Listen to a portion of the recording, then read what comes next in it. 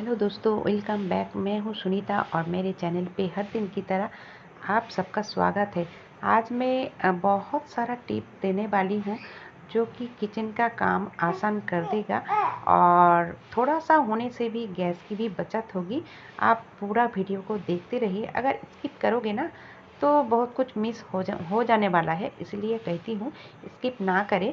तो सबसे पहले टिप है, मैं यहाँ पे लिया है कड़ी लीफ। जो कड़ी पत्ते होते हैं ना, तो बाज़ार से जब खरीद के लाते हो तो ये बर्बाद ना हो, थोड़ा सा भी बर्बाद ना हो, इसीलिए हमें जो करना चाहिए, सबसे पहले तो मैं कड़ी पत्ता को इस तरह से छुड़ा लिया है। अब उसके बाद चूल्हे पे बिठा दिया है एक पैन, और उसमें मैं कड़ी पत्ते को थोड़ा सा ऑयल देकर फ्राई कर लूँगी, ताकि हमें बार बार यूज़ करने पर इसको धोना या फिर गरम करना या फिर भूनना ना पड़े। इसीलिए मैं ऐसा कर रही हूँ। मैं जो करके रखती हूँ ना, तो थोड़ा सा भी बर्बाद नहीं होता है, क्योंकि अगर खरीद के लाते हो तो बर्बाद हो जाती है तो पैसे की भी बर्बादी होती है। इसलिए मैं इस तरह से करती हूँ। अगर आपके पास जो कड़ी पत्ते की जो पेड़ है, तो आप इस तरह से करके रख सकते हो, ताकि हमें झट से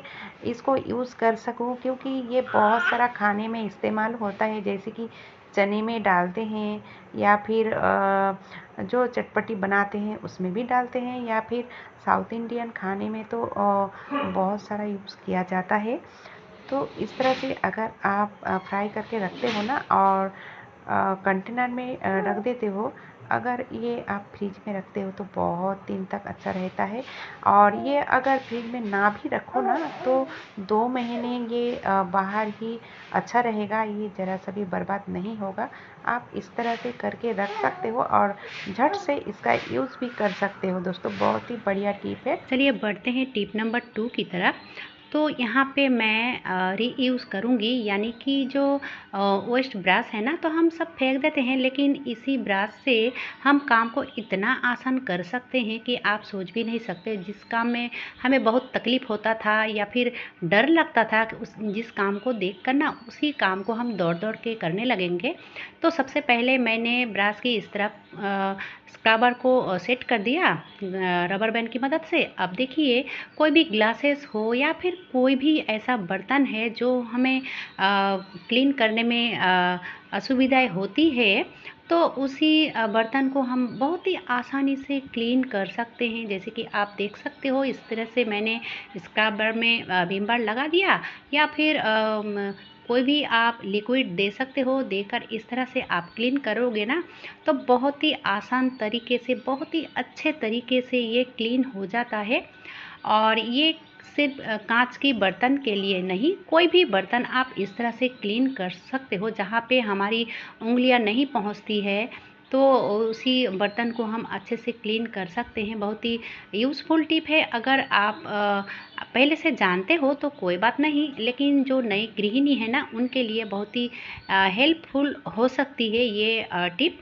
तो दोस्तों, जो मैंने ब्रश में स्क्रबर लगाया था ना, तो उसको आप ऐसे ही छोड़ दीजिए, यानी कि ऐसे रख दीजिए किचन में।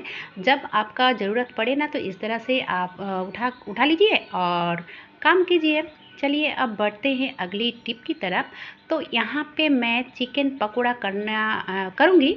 तो मैं यहाँ पे आपको टिप देना चाहूँगी, जो लोग नई गृहिणी है, नई हाउसवाइफ है, चिकन पकौड़ा के लिए तो जो जो मसाला चाहिए ना, तो मैं यहाँ पे डाल दिया है, और डालकर मैं इसको 2 घंटे के लिए छोड़ दिया था। अगर मैरिनेट करोगे 2 घंटा, उससे ज़्यादा करोगे तो और भी अच्छा रहेगा। लेकिन दोस्तों, आप सब एक चीज़ नोटिस किया होगा, मैंने मैरिनेट तो किया है, लेकिन उसमें जो कॉर्नफ्लावर मिलाया जाता है ना, तो मैं तब कॉर्नफ्लावर नहीं मिलाया था। यानी कि चावल का आटा हो या फिर कॉर्नफ्लोर हो, जब इसको तलने लगोगे ना, यानी कि जब फ्राई करोगे, तब भी ये सब ऐड करना पड़ेगा। अगर पहले से आप मसाले के साथ इस कॉर्नफ्लोर को ऐड करते हो तो ये बहुत ही गंदा होता है, एकदम से अच्छा नहीं होता है। तो इसी चीज़ का ख्याल रखना चाहिए। पकौड़ा तलते वक्त ही कॉर्नफ्लोर या फिर चावल का आटा दे सकते हो, तब भी ये बहुत ही बढ़िया चिकन पकौड़ा बन के तैयार हो जाता है। तो यही टिप मैं आप सबके साथ शेयर किया, क्योंकि मुझे लगा कि ये बहुत कोई अनजान हो सकता है इससे, इसीलिए दोस्तों। तो कैसा लग रहा है दोस्तों मेरी वीडियो? अगर अच्छा लग रहा है तो एक लाइक ज़रूर दीजिएगा। और ये जो मैंने बनाया है ना, ये पटेटो है, यानी कि चिकन पकोड़ा जैसे बनाती हूँ उसी तरह से आप पटेटो से भी बना सकते हो। बहुत ही बढ़िया बन के तैयार होता है, एकदम चिकन पकोड़ा जैसे खाने में लगेगा। तो जैसे कि मैंने अभी अभी किया है, इसीलिए ये भी आप सबके साथ शेयर किया। चलिए अब देख लेते हैं अगली टिप। अगली टिप ही बहुत ही यूज़फुल होगी, क्योंकि जब हम रोटी बनाते हैं ना, तो रोटी बनाने के बाद ये तवा बहुत ही गर्म रहता है, और इसको ऐसे ही ठंडा नहीं करूँगी। दोस्तों कभी कभी क्या होता है ना, इस तरह के जो मसाले होते हैं, सौंफ हो या फिर कोई भी चीज़ हो जो कि धूप में देना पड़ता है या फिर ख़राब हो जाता है, तो अगर धूप ना हो या फिर बहुत दिन तक आपका कंटेनर के अंदर है, तो आप इस तरह से ना गरम कर सकते हो, क्योंकि तवा अभी बहुत गरम है और इसके लिए आपको एक्स्ट्रा करके गैस भी जलाना नहीं पड़ेगा और पैसे की भी बचत होगी, है ना। बहुत ही बढ़िया टिप, आप इस तरह से ना कर सकते हो। चलिए अब देख लेते हैं अगली टिप। बच्चों की फरमाइशी पूरा करते करते हम सब इतना बिज़ी हो जाते हैं कि हम अपने लिए टाइम ही नहीं निकाल पाते हैं।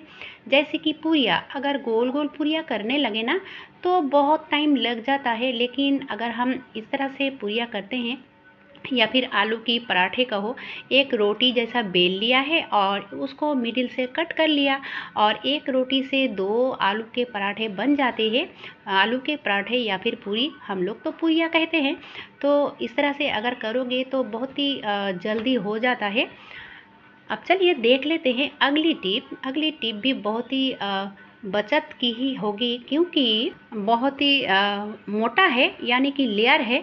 तो अगर इसमें हम पानी छोड़ देते हैं ना धोते वक्त, थोड़ा सा भी अगर पानी रह जाता है तो इसको सुखाने में बहुत ज़्यादा गैस जल जाती है, यानी कि गैस वेस्ट हो जाती है। तो ज़रूर आप किचन टॉवल हो या फिर कोई भी किचन की कपड़े हो ना, आप पोंछ दीजिए ना। पोंछ लेने से आपका गैस वेस्ट नहीं होगी। तो चलिए अब देख लेते हैं अगली टिप। और अगली टिप होगी अंडे जब हम इस तरह से फ्राई तो उसी ऑयल में अगर थोड़ा सा हल्दी पाउडर, मिर्ची पाउडर और नमक डालते हैं ना, तो बहुत ही बढ़िया होता है। आप इस तरह से कर सकते हो। चलिए अब देख लेते हैं अगली टिप इस चने को लेकर, क्योंकि चने जब खाना होता है सुबह को, कच्चे चने हो या फिर चने की जो घुगनी होती है, तो रात में अगर भिगोना भूल जाते हो तो क्या कर सकते हो, वही टिप आप सबके साथ शेयर करने वाली हूँ। तो सुबह उठकर अगर याद आए ना, तो आप इसमें गर्म पानी डाल दीजिए और थोड़ा सा आप बेकिंग सोडा डाल दीजिए। तो देखोगे ना, ये आधा घंटा से 1 घंटा, उससे ज़्यादा नहीं, बहुत ही अच्छे से ये फूल जाती है। 1 घंटे के अंदर ही ये अच्छे से फूल जाती है दोस्तों।